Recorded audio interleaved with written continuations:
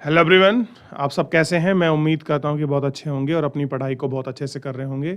मैं Akash Kumar Bhadana ICT virtual classroom में आपका बहुत बहुत स्वागत करता हूं मेरे प्यारे बच्चों। जैसा आपको पता है मेरे प्यारे बच्चों, बेसिकली हमारी 10th क्लास है और 10th क्लास में देख रहे हैं भारत और समकालीन विश्व सेकंड की हमारी बुक है और उसी का हम लोग चैप्टर देख रहे थे, यूरोप में राष्ट्रवाद।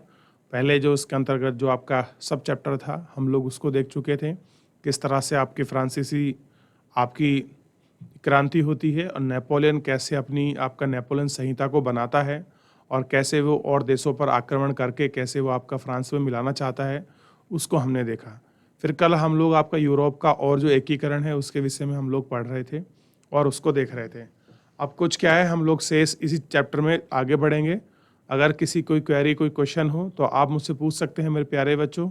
तो मेरे प्यारे बच्चों, हम चलते हैं सीधा डिजिटल बोर्ड पर। ध्यान दीजिए आप सभी। देखिए, तो कल हम सबसे पहले क्या देख चुके थे, यूरोप में राष्ट्रवाद और नेपोलियन ने कैसे बाप का इटली पर हमला करा था और कैसे उसे वियना कन्वेंशन आप करना पड़ा और उसी के साथ जो आपका यूनान था उसने अपने आप को कैसे संघर्षों से आपका फ्री घोषित किया, इसको हम लोग देख चुके थे। फिर हमने उदारवादी और राष्ट्रवादी को समझने के मायने हमने सोचे कि उदारवादी और राष्ट्रवाद के क्या मायने हैं, इन दोनों को समझने का हमने प्रयास किया।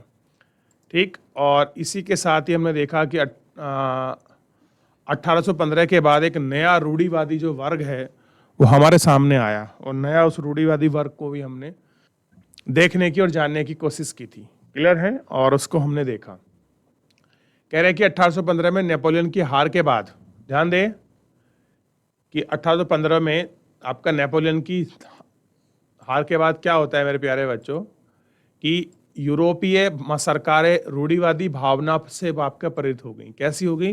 रूढ़िवादी भावनाओं को आपका प्रेरित होने रही थी। ठीक, अब आपको सब समझना है कि रूढ़िवादी का मतलब क्या होता है। तो ऐसे राजनीतिक दर्शन जो आपकी परंपरा और स्थापित संस्थान और रीति रिवाज पर जोर देते हैं, जिनमें तेजी की बदलाव की बजाय क्रमिक और धीरे धीरे आपका विकास को प्राथमिकता देते हैं। यानी कि रूढ़िवाद का मतलब है अपनी बातों पर, अपनी चीजों पर अड़ा रहना, नई चीजों को या नई जो भी कुछ आपको तकनीकी है या कोई भी ऐसा बदलाव उसको जल्दी स्वीकार ना करना। रूढ़िवादी मानते हैं कि राज्य और समाज की स्थापना पारस्परिक संस्था जैसे कि राजतंत्र, चर्च, सामाजिक ऊंच नीच, संपत्ति और परिवार को बनाए रखने के लिए चाहिए। कि ये सब बहुत जरूरी है। रूढ़िवादी, अगर आपको देश में आपको डेमोक्रेट, आपको राजतंत्र चाहिए, आपको चर्चा करनी है, समाज में ऊंच नीच ये सारी चीजें हों, संपत्ति को परिवार में हक रखना है, तो आपको क्या करना पड़ेगा? इन चीजों को आपको फॉलो करना पड़ेगा और आपको क्या है, रूढ़िवादी बातों को मानना पड़ेगा। ठीक, फिर भी अधिकतर रूढ़िवादी लोग क्रांति से पहले के दौर में वापसी नहीं चाहते थे। नेपोलियन द्वारा शुरू किया गया परिवर्तन उनके लिए जान लिया था कि आधुनिकीकरण राजतंत्र जैसे आपके पारिवारिक संस्थाओं को मजबूत बनाने के लिए सक्षम था। वह राज्य की ताकत को ज्यादा कारगर और मजबूत बना सकता था। ये आधुनिक सेना, आपके कुशल नौकरशाही, गतिशील अर्थव्यवस्था, सामंतवाद, भूदासवाद की आपकी प्राप्ति यूरोपीय और निरंकुश राजतंत्र को आपकी शक्ति प्रदान कर सकता था। ये क्या कर सकता था? ये इनको आपका शक्ति प्रदान कर सकता था। कह रहे हैं कि 1815 में ब्रिटेन, रूस, प्रशा, ऑस्ट्रिया जैसे यूरोपीय शक्तियों ने इनसे मिलकर नेपोलियन को हराया। अब देखिए, ब्रिटेन इकट्ठा हो गया, रूस हो गया, फ्रांस हो गया, ऑस्ट्रिया हो गया। इन सब ने किसको हराया था? नेपोलियन को। और नेपोलियन कहाँ का था? तो फ्रांसिस में था। क्लियर है? और आपको पता होगा नेपोलियन को क्या कहा जाता है, आपको पता होना चाहिए कि ध्यान रखिए, जो आपका नेपोलियन है, तो नेपोलियन को यूरोप का शिल्पीकार माना जाता है। क्या माना जाता है? अब देखिए, के प्रतिनिधित्व के रूप में यूरोप में एक समझौता करने के लिए वियना में मिले। अब कह रहे हैं कि नेपोलियन को हराने के बाद जितने भी आपके यूरोप के लोग थे, उन्होंने एक आपका कन्वेंशन किया, एक आपका संधि समझौते के लिए तैयार हो गया और वो कहाँ मिले? आपका वियना में मिले। इस कांग्रेस में मेजबानी ऑस्ट्रिया के चांसलर किसने की थी? ड्यूक मेंटररिख ने की, यानी कि जितना भी पूरे लोग मिल रहे हैं उसका कोई लीड तो करेगा, कोई उसको चांस है। तो ऑस्ट्रिया के चांसलर थे ड्यूक मेंटरनिख ने की। इन प्रतिनिधियों में 1815 में वियना संधि तैयार की, जिसका उद्देश्य कई सारे बदलाव को खत्म करना और नेपोलियन युद्ध के दौरान हुए फ्रांसीसी क्रांति के दौरान हटाए गए बुबते वंश की सत्ता को बहाल करना। यानी कि जिस वंश को हटाया गया था, किसके द्वारा? नेपोलियन के द्वारा, उसको पुनः स्थापित किया जाए। फ्रांस के उन इलाकों को खो देना जिन्हें कब्जे में नेपोलियन के अधीन रखा गया था। फ्रांस की सीमाओं पर कई राज्य कायम कर दिए गए ताकि भविष्य में फ्रांस का विस्तार ना हो सके, और उत्तर में नीदरलैंड की स्थापना की गई। यानी कि फ्रांस में द्वारा कोई आपका, आप देखिए, नेपोलियन जैसा कोई शासक ना बने, या कभी वो अपनी सीमाओं को एक्सपेंड करने की ना सोचे, तो हर पर छोटे छोटे राज्यों को बसाया गया। जैसे उत्तर में नीदरलैंड, और जिसमें बेल्जियम शामिल था, और दक्षिण में आपका डेनमार्क और जेनाउ को जोड़ा गया। प्रसा को कहाँ रखा गया? आपका पश्चिमी सीमा पर इसके निकट, जबकि ऑस्ट्रिया को उत्तर में आपका रखा गया, और किसके नियंत्रण में सौंपा गया? इटली के नियंत्रण में आपका सौंपा गया। मगर नेपोलियन ने 39 राज्यों को जर्मन महासंघ में स्थापित किया था और उसे बरकरार रखा गया। पूर्व में रूस को पोलैंड का हिस्सा बनाया था। अगर आप पहले देखोगे, पूर्व का मतलब यहाँ पहले है, तो रूस को किसका हिस्सा बनाया था? आपका पोलैंड का हिस्सा बनाया। जबकि प्रासा को सैक्सनिया का हिस्सा बनाया था। ठीक, इसका मुख्य क्या उद्देश्य था? कि राजतंत्रों की बहाली था, कि जो पहले राजतंत्र थे उनको हम बहाल कर सके, जिन्हें नेपोलियन ने आपका बर्खास्त कर दिया था। अब मुसीबत क्या थी? जो नेपोलियन और इनके बीच जो आपसे लड़ाई थी वो केवल एक ही थी। नेपोलियन चाहता था कि ये सब राजतंत्र चीजें खत्म हो जाएं और एक आपका राष्ट्र राज्य की गठन की आपकी कल्पनापन पे। जबकि ये सब लोग क्या चाहते थे? ये रूढ़िवादी थे। ये क्या चाहते थे? कि जिस तरह से हमारे तानाशाह चलती आ रही है, हम लोग जिस तरह से शासन करते आ रहे हैं हर जगह पर, वही लोग आपका शासन करें।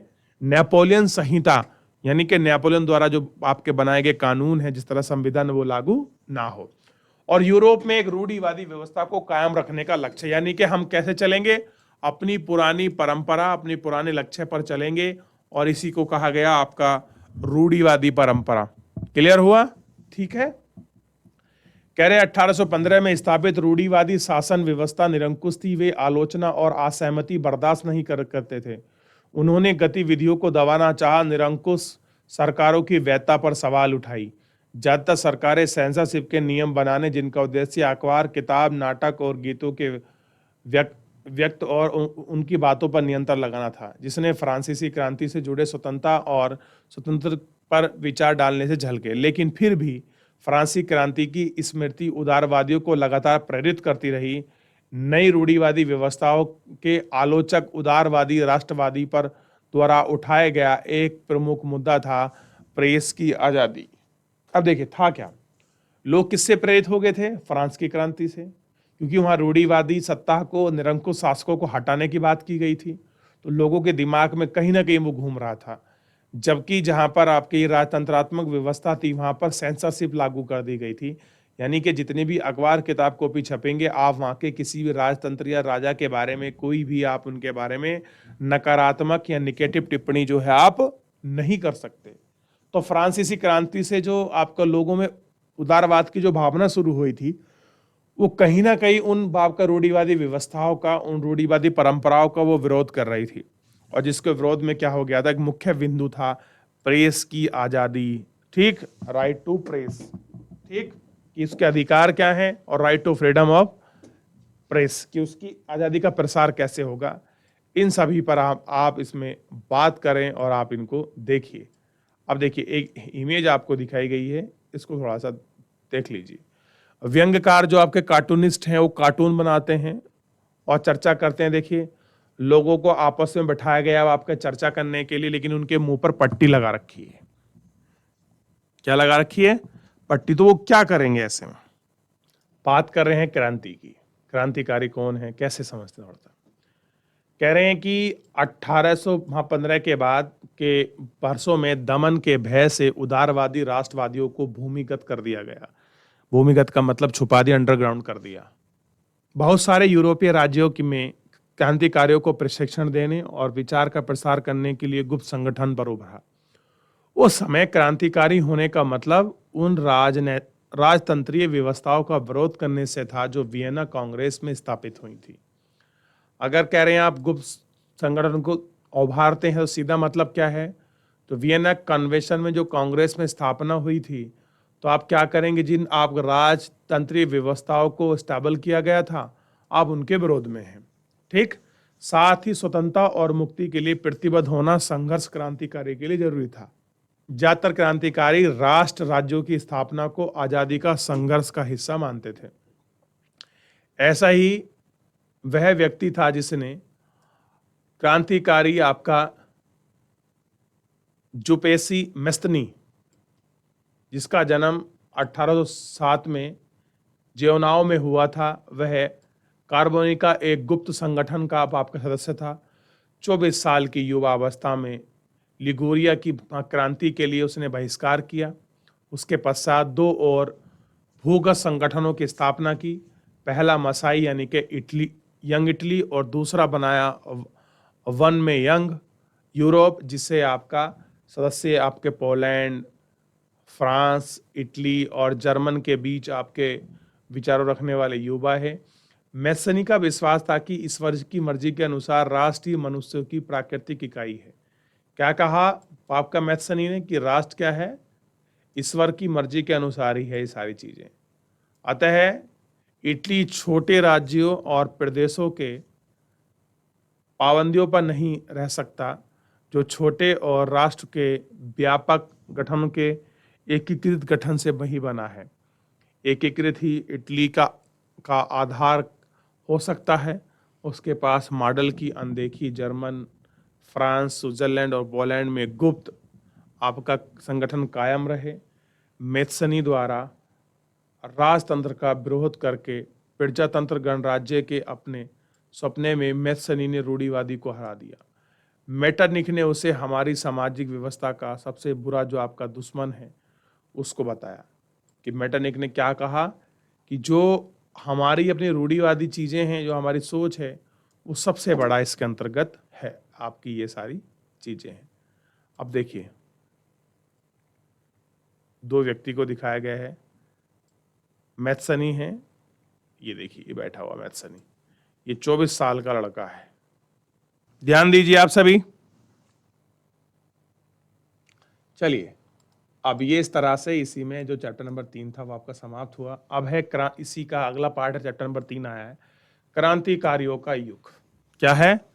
क्रांतिकारियों का युग। कि एक समय होगा जब आपके क्रांतिकारी ज्यादा हैवी होंगे और उन्हीं की चीजें चलेंगी। ठीक है, तो क्या कह रहे हैं? देखिए, जैसे जैसे रूढ़िवादी व्यवस्थाओं ने अपनी ताकत को मजबूत बनाने की कोशिश की, यूरोप में अनेक उदारवाद और राष्ट्रवाद में को क्रांति से जोड़कर देखे जाने लगा। यानी कि जैसे ही आपका ये पुरानी चीजें, आपकी जो रूढ़िवादी चीजें मजबूत हो रही थी, वैसे लोग उसको क्या करने लग गए थे? आपका पुरानी चीजों से जोड़कर देखने लग गए थे। इटली और जर्मन के राज्य ऑटोमन साम्राज्य, मिस्र का है ये, सूबे आयरलैंड और पोलैंड में कुछ ऐसे क्षेत्र हैं। इन क्रांतिकारियों का नेतृत्व उदारवादी राष्ट्रवादियों ने किया, जो शिक्षित मध्यम विशिष्ट लोग हैं। इनमें प्रोफेसर, स्कूली अध्यापक, क्लर्क, वाणिज्यिक व्यापार में लगे लोग, मध्यम वर्ग के लोग भी इसके अंतर्गत आपका शामिल थे। इसके अंतर्गत इन्हीं सभी में। अब कह रहे हैं कि आपका प्रथम विद्रोह फ्रांस में जुलाई 1830 में हुआ। ब्रूबो राजा ने 1815 के बाद रूढ़िवादी प्रक्रिया के दौरान आपकी सत्ता को बहाल किया। उन्हें अब उदारवादी क्रांतिकारियों ने उखाड़ फेंका। उनकी जगह एक संवैधानिक राजतंत्र स्थापित किया गया, जिसका अध्यक्ष लुई फिलिप्स था। कौन बनाया? लुई फिलिप्स को। यानी कि राजा जो था, उस राजा को वहां से उखाड़ के फेंक दिया। अब एक कॉन्स्टिट्यूशनल आपका राजतंत्र वहां स्थापित हो गया। मेटरनिख ने यह टिप्पणी की थी कि जब फ्रांस सीखता है तो बाकी यूरोप में सर्दी जुकाम हो जाता है।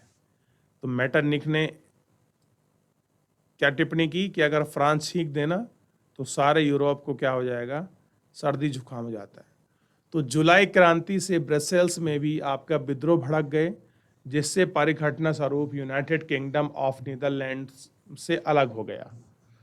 यूनाइटेड किंगडम से कौन अलग हो गया, नीदरलैंड। ठीक। इस घटना से पूरे यूरोप के शिक्षित अभिजात वर्गों में राष्ट्र की भावना का संचार किया। वह था कि यूनान का स्वतंत्रता संग्राम 15वीं शताब्दी से यूनान के ऑटोमन साम्राज्य का हिस्सा था। यूरोप में क्रांतिकारी राष्ट्रवादी की प्रगति में यूनानियों की आज़ादी के लिए संघर्ष 1821 में किया गया। यूनान में राष्ट्रवादियों का निर्वसन रहने, यूनान में पश्चिमी यूरोप के लोगों के मध्य समर्थन, प्राचीन यूनानी संस्कृति ठीक के प्रति सहानुभूति रखते थे। कवि और आप कलाकारों को यूरोपियों का सभ्यता का पालन करने के लिए प्रशंसा की गई और मुस्लिम साम्राज्य के विरुद्ध यूनान संघर्ष के लिए जनमत जुटाया गया। कह रहे हैं कभी लॉर्ड वारेंस ने धन इकट्ठा किया और युद्ध में लड़े गए। 1824 में बुखार से उनकी मृत्यु हो गई। अतारा कह सकते हैं कि 1832 में कुर्गिस्तानियों से आपकी संधि की और यूनान को एक स्वतंत्र राष्ट्र की मान्यता दी। तो अगर आपसे पूछ ले कि यूनान आपका फ्री राष्ट्र कब बना, तो आपको पता होना चाहिए 1832 में। और कारण था, अगर फ्रांसीसी क्रांति जिस तरह चल रही थी उसी तरह से ये सारा था। अब वहाँ क्या था, वहाँ आपके रूमानी बाप की कल्पना थी और राष्ट्र की भावना थी। इसको पढ़ेंगे तो एक बार सबसे पहले इसको देख लीजिए जितना हम लोग पढ़ रहे थे। इसमें कोई डाउट, कोई क्वेरी हो तो आप पूछ लीजिए, फिर आगे बढ़ेंगे। रूमानी कल्पना और राष्ट्र भावना। राष्ट्र का विकास केवल युद्ध और क्षेत्रीय विस्तार से नहीं हुआ। राष्ट्र के विचार में निर्माण में संस्कृति की एक अहम भूमिका निभाई है। कला, काव्य, कहानी, किस्से और गीत ने राष्ट्र भावनाओं को गढ़ने और उनको व्यक्त करने का में सहयोग दिया है। हम रूमानी वाद को देखें, जो एक ऐसा सांस्कृतिक आंदोलन था जो एक खास तरह की राष्ट्र भावनाओं को विकास करना चाहता था। कैसा था, जो एक तरह के खास राष्ट्र भावनाओं का आपका विकास करना चाहता था। आमतौर पर रोमानी कलाकारों और कवियों ने आपका तर्क, वितर्क और विज्ञान, महिमा वर्णन की आलोचना की और हर जगह भावनाओं को अंतर्दृष्टि, रहस्यमयवादी भावनाओं पर जोर दिया। उनका प्रसार था कि एक साझापूर्ण क्या कर सकें हम, विरासत, अनुभूति और एक साझा संस्कृति को अतीत के आधार पर हम लोग इसको देख सकें। एक ऐसी संस्कृति और अतीत को हम लोग देखें जो हम सोचते हैं। ये थी रूमानी राज्य की परिकल्पना और उस समय का एक चित्र है जो आपके सामने है। देख रहे हैं आप स्थिति को? देखिए, देख लिया? कह रहे हैं कि अब देखिए, जर्मनी दार्शनिक योगान गार्डफील्ड ने रोमानी चिंतकों से दावा किया कि वे सच्चे जर्मनी, किसकी बात कर रहे थे? सच्चे जर्मनी की। कि आप कैसे हो जाएं, जो सच्चे बाप के जर्मनी वाले हैं, आप वैसा कुछ हो जाइए। संस्कृति के लोग आम से दास व्लॉग में निहित थे। राष्ट्र की एक सच्ची आत्मा लोकगीत, जनकाव्य, लोक नृत्य से प्रकट होती है। इसलिए लोक संस्कृति के इन स्वरूपों को एकत्र और अंकित करना राष्ट्र के निर्माण और आपकी परियोजना के लिए आवश्यक था। स्थानीय बोली पर बल, स्थानीय लोक साहित्य को एकत्र करना उद्देश्य प्राचीन राष्ट्रीय भावनाओं को वापस नहीं था, बल्कि आधुनिक राष्ट्रीय संदेश को ज़्यादा लोगों तक पहुंचाना, जिनमें से अधिकांश निरक्षर थे, खास तौर पर आपके पोलैंड के लोगों को लागू होते ही, जिसका 18वीं सदी के अंत में रूस, प्रसा और ऑस्ट्रिया जैसे बड़ी शक्तियों ने विभाजित कर दिया था। पोलैंड अब स्वतंत्र भूभाग नहीं था, किंतु गीत और भाषा के जरिए राष्ट्रीय भावना जीवित रखी गई। मसलन आपका करोल आपने राष्ट्रीय संघर्ष में अपना अपेरा और संगीत के गुणगान किए, जिसे पोलिशेन और मुजुग ने नृत्यों को राष्ट्रीय भावनाओं के प्रतीक रूप में आपका बदल दिया। राष्ट्र की भाषा ने राष्ट्र की भावनाओं के विकास में एक महत्वपूर्ण भूमिका निभाई। रूसी कब्जे के बाद पोसिस भाषा को यूरोप में बलपूर्वक हटाकर रूसी भाषा को हर जगह जबरन लाद दिया गया। 1831 में रूस के विरुद्ध शास्त्र विरुद्ध हुआ, आखिरकार कुचल दिया गया। इसके अनेक सदस्यों ने राष्ट्रवादी विरोध की भाषाओं में हथियार बनाया। चर्चा के आयोजन और संपूर्ण धार्मिक शिक्षा पर पुलिस ने इस्तेमाल किया। नतीजा यह हुआ कि बड़ी संख्या में पादरियों ने बिस्पाओ को जेल में डाल दिया और रूमानी अधिकारी को सजा देते हुए सर्बिया भेज दिया, जिनसे उन्हें रूमी भाषाओं का प्रचार प्रसार करने इनकार कर दिया। पुलिस भाषा रूमी के प्रभुत्व के संगत में आपका प्रतीक के रूप में उनको देखने लग गई थी। कैसे कर रही थी? ये उनके रूप में, एक अलग रूप में उनको देखने लग गई थी। तो कल हम लोग इससे आगे बात करेंगे आपका भूख, कठिनाई और जन विद्रोह। तो मेरे प्यारे बच्चों, आज हमने इसमें आपका गौर कर देखा, इन चीज़ों पर हमने बात करी, इन सभी को समझने का प्रयास किया और हमने देखा कि ये चीज़ें किस तरह से थीं, कैसे रूस, प्रसिया और आपका ऑटोमन साम्राज्य अलग हुआ, कैसे रूस की क्रांति, जो आपकी फ्रांस में क्रांति हुई, कैसे पूरा यूरोप में अलग अलग में आपका पढ़े लिखे अभिजात वर्ग आपका रूढ़िवादी विचारधारा और परंपराओं के विरुद्ध एक नया लोकतांत्रिक देश चाहते थे। इन सभी को हमने देखा। तो फिलहाल मेरे प्यारे बच्चों, आज के लिए इतना ही। मिलते हैं नेक्स्ट लेक्चर में। धन्यवाद।